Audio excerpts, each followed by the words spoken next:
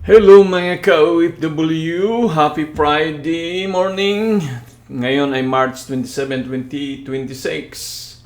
Huwag kalimutan, paki-click ang subscribe at saka bell button. Mayroon tayong mga videos din, may mga educational. Pwede nyong panoorin. So, ang palitan naman nagsitaasan 60.32.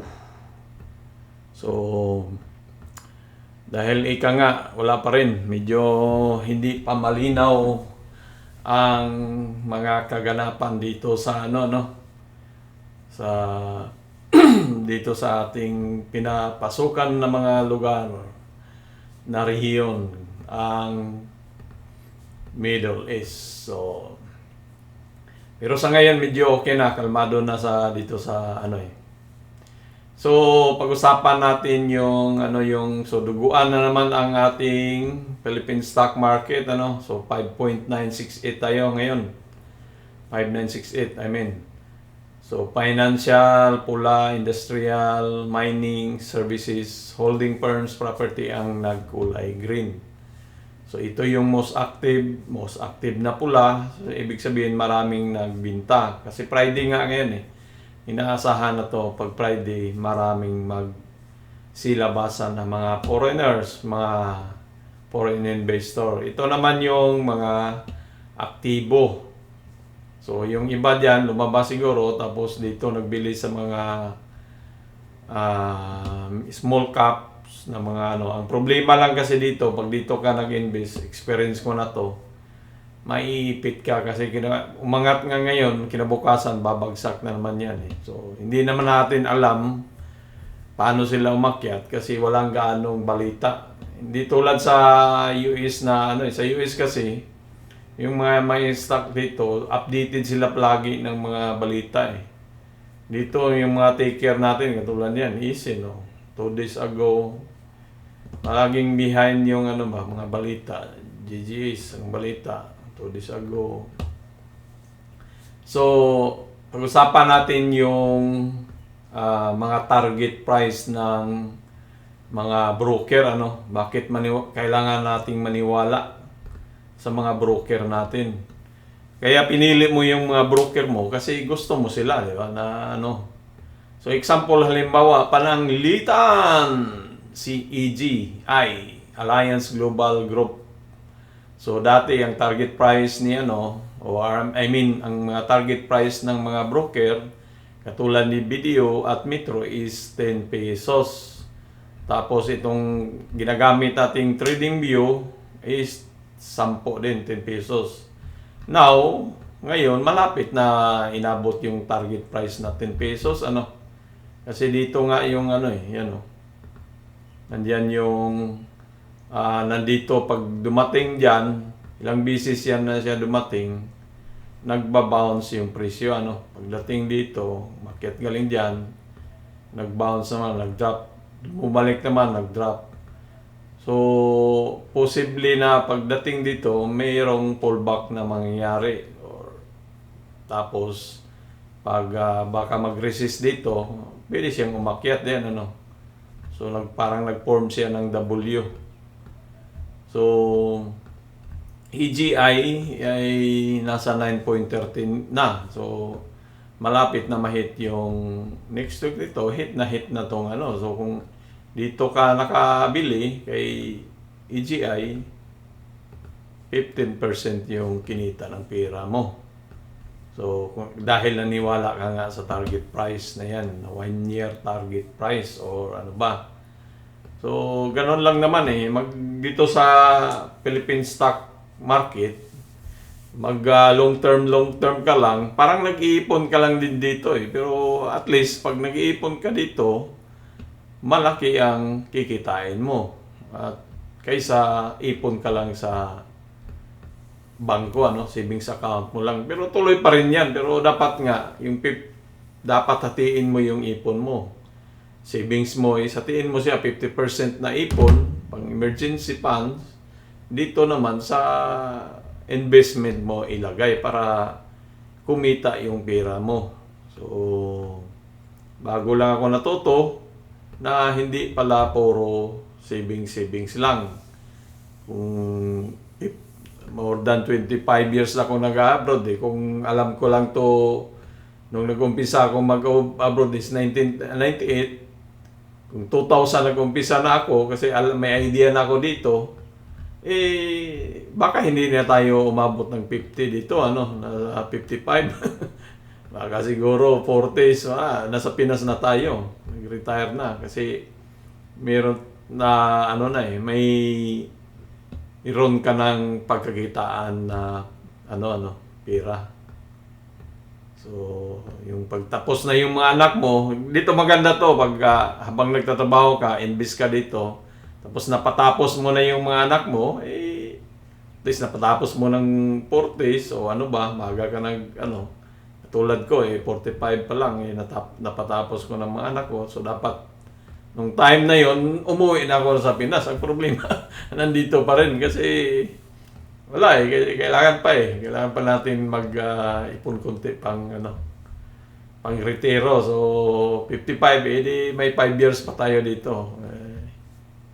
Saka travel muna.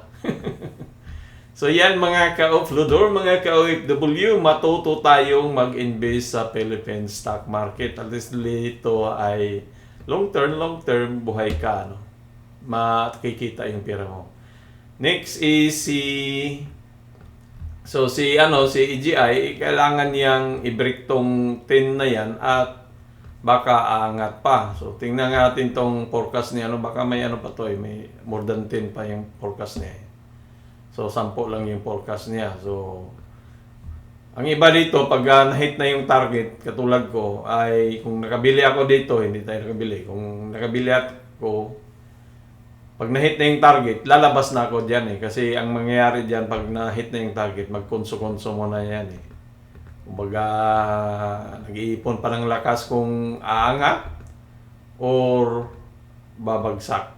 Ganun lang yun So pag na-hit na target, labas ka na, hanap ka na naman ng medyo mataas-taas na target, doon mo i-invest naman yung pera mo So next is ASIN. So si ASIN, target price din ni BDO Metro is 3.4, si TradingView is 3 din. So yun ang kaganda kung may broker ka nagbibigay ng mga target price, at least may guidance ka. Kung hirap ka mag-trade, dito ka na lang magbase na mag-invest paano mahaba ang mataas-taas ang dito ka. Dito 2.46 nakita mo target is 3, medyo mataas-taas ang niya pag na-hit niya 3 So may 20% na tubo, di ba? So yan pag nagbago yung forecast ni TradingView, may forecast ba more than. So may 450 pa siya na forecast maliban sa 3. So ito yung guidance natin. Huwag na yung marami diyan na nag-analysis na nagmamagaling pa. Parang ako lang din nagmamagaling. Pero may may basihan, di ba? Na dati na pictures natin to si Isin na kailangan niyang i-break to, i-hold yan. So may isa pa na break na niya to. So ito naman yung i-break niya. Tapos ito din para magkaroon siya ng dito sa area na to, magkaroon siya ng all-time high sa iyang area na yan. So pinagdududahan natin to si Isin na maliban na gagawa siya ng cap muna, yan cap na yan. So gagawa pa siya ng Elliott Wave So yan yung natin kay Isin. So pero bago niya yan, pero parang nagpapakita na ng lakas Kasi parang may yata to sila may nakuhang project din yata sa. Kasi si Isin nagmahilig to nagpupunta sa labas Doon gumagawa ng mga proyekto tungkol sa power supply So Ayala din to siya Ayala to mga companies. So dito natin na pictures yan dito. Nasaan ba yun? Si Isin. Meron dyan si Isin Ali. 7 Costco. Basta dyan, panoorin nyo lang yung ibang ano dyan. Na ano. So, ito yung nakaganda, no, na mag-trade ka. Meron akong ano pala marahaba pa yung kwentuhan natin kunti Meron akong napanood na isang coach daw sa Pinas, magaling na coach in-interview ng isang DG siya, pero ano siya, yung meron siyang meron siyang channel din about sa mga katulad ng mga investing. Kasama siya ni may siya. May iba pa siyang program hindi na natin banggitin pangalan So, meron silang in-interview yung isang coach sa Pilipinas. Kasi kung kailangan ba ituro sa mga bata sa eskwelahan yung tawag niyan, itong investing o trading. Sabi niya, it's a dam. Dam, ano ba dam? Tama bang pagkabigas ko English kasi. Kung baga sa Tagalog o sa katangahan, sa Bisaya pa kabugukan or bugok na idea na ituro sa mga bata. Parang sa tingin ko siya yung bugok Parang mali yata, medyo harsh yung natin Ang medyo na ako kasi ang ginamit kasi na word is katangahan parang hindi maganda. Dapat naman sana hindi niya ginamit yung word na yun. Kasi katulad ko kung sa eskwelahan pa lang, high school ako, naturuan na tayo na mag-invest sa stock is nung nagtrabaho ka na, may pira ka na, may alam ka na na may ganun pala, di ba? Katulad, late na tayo na tuto na or nakaalam na mayroon pwede palang 10,000 pesos, pwede ka nang mag-invest diyan. Tsaka kung sa mga bata, dahil ang niya daw, risky sa mga bata. Yung below 18 years old, hindi pwede yan kumuha o mag-open ng broker account na walang parental o custodial account na parang may guidance pa rin sa mga magulang yun Saka isa pa, saan kukuha ng bata ng pambili ng stock yun? Kung hindi alam ng magulang kasi galing sa baon, malaman ng So hindi basta-basta makapag-trade ang bata. Ang doon, tinanong na kung pwede bang ituro. Sa kanya, kaagad negative wala parang, iwan ko kung sino yung mga followers na yun doon sa kanya. Wala akong parang doon lang kami siguro, hindi. Kaya doon, marami din nag-comment na hindi maganda yung, hindi mali yung sagot niya na Pero para sa hanggang huli, parang may naman din dyan na parang kung ituro man, limited lang yung ganun. Pero dapat nung unang niya siguro baka ginawa lang para maging makats o ang mga viewers. Parang ako din nag-react. Kuminto din. So yan, dami natin kasi isin yan. So malapit nang ma-hit ang target price. Yan si Nix naman is GGAs. So JG Summit Holdings din to. So, ang target price naman niya 30, 34. Walang target. Minsan tong target price ni is 36. Trading View. Ayan, yan, 36. So, yan, di ba?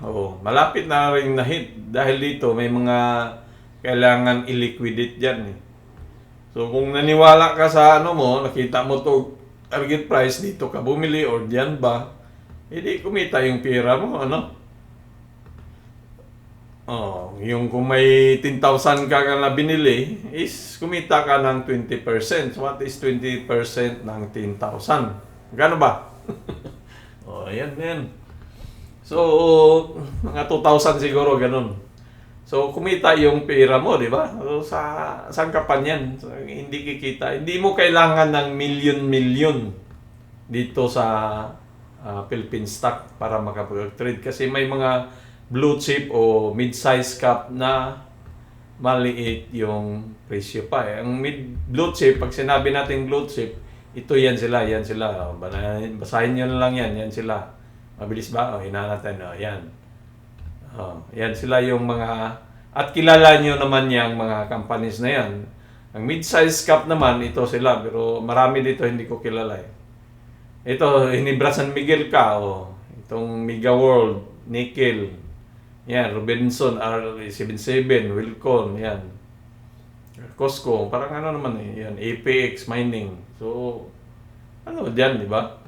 So, kung dito ka nag-trade sa mga mid-size cap at saka blue chip na stock ng Pilipinas, ano ka, medyo safety ka na dyan, nasa zone ka na safety ka. Lalo na kung dito ka sa blue chip kasi at namimigay pa yan ng mga dividendo ano, na matatanggap mo. Si JJ Summit is namigay siya noong Mayo 25. So, parating na may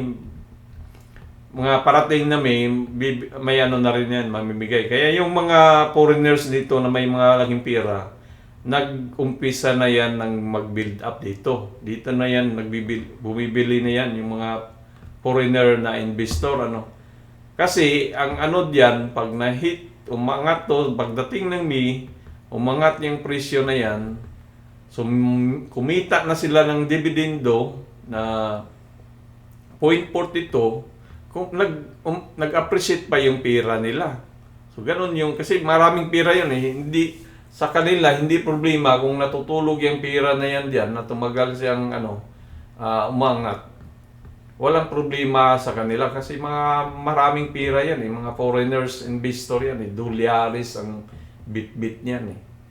So, pag na-hit yung target is kumita na rin yung pera nila, di ba? Yan. 25%. Tapos, kumita pa sila ng dividends. Ganon yung ginagawa ng mga foreign investor eh. So yan si ay ang natin kay GJ is yun nga, ang dati nagawa na angat siya, di ba? Na puro tayo eh. Kasi si nasa loob pa ng channel eh. Burahin na muna natin to. Para medyo malinaw-linaw yung paningin nyo. So, nasa loob pa siya ng channel. Bottom na to ng channel. Ito yung trend line kasi niya eh. Yan. Trend line sa taas. So, madali lang naman yan gawin ng trend line eh. Connect mo lang to dyan. Tapos, connect mo lang yung mga points na highest point niya. Hindi naman kailangang perfecto na At least makita mo lang, may guide ka lang na siya eh. Ganun mo lang yan eh. Ganon lang, mag-draw ka lang ng line, tapos mag-connect ka lang dyan, asin mo lang yan, ganon lang. O, di ba? Nakagawa ka ng, connect mo dito. So, nagkagawa ka ng trend line na upside, tapos ito, sa bottom naman, kopyahin mo lang yan siya. Parang nag-drawing ka lang ng card yan eh. Yan o, dali mo dito, saan mo gusto. Diyan mo ba gusto, or dito ba, ganyan. O, dyan o, di ba? Ganon lang naman eh. At least may direction ka lang, nakikita po siya na parang mag-resist na to eh. Tingnan mo dito. Pagdating dito, nag-resist, umakyat, di ba? Ito din, pwedeng umakyat din yan kasi mag-resist siya. Pagdating dito, nag-bounce back. So, kumbaga, resist, talaga yung trend line talaga to niya eh. Na diyan siya, pagdating niya diyan, na bababa muna siya. Tapos pagdating nito, mag-bounce, aakyat na naman. So, ito yung nakikita mo. So, posible talaga na ito siya. Dahil sa trend line niya diyan siya. So, mahit na yung 34, mga target price. So, diyan o. Di ba? Barayan natin yung isa para video. Yan o siya o. Yan yung trend line. So, mahit niya diyan. So, tumatama dito sa 34, 33, 36 na presyo. Kaya ito yung nakaganda na meron kang broker na mapagkatiwalaan kasi sila mismo mga na yan, yun na yung may mga team yan sila diyan eh na nag-aanalisa. So, wag natin hirapan yung sarili natin paano tayo maghanap ng magandang bibilhin. Basta naka-maintain ka lang dito sa blue chip or mid-size cap, safe side ka na, nasa safe side ka, tapos tingnan mo yung mga target price. Kaya dito sa sa stock, ang invest mo, yung pera na hindi mo siya gaanong or parang surplus na hindi mo siya kaagad kailangan, di ba? So, yan lang po. Dami nating So sana naman may natutunan kayo at mainganyo kayo na matutong mag-trade sa stock, ano. Lalo na kung ikaw ay bata pa, 30 years old na at naging OFW. Ako 27 years old, naging OFW. Pero kung alam ko lang sana to, 30 pa lang siguro, nag-invest na ako. Baka umpisa pa lang ng abroad. Kasi may pira ka na punan. So mga bata pa dyan, matuto na mag-trade. Paano matuto? Mag-subscribe ta kayo dyan sa ating channel para naman tayo ay lumago. Ano? Adios mi amigos, mi amigas, babush!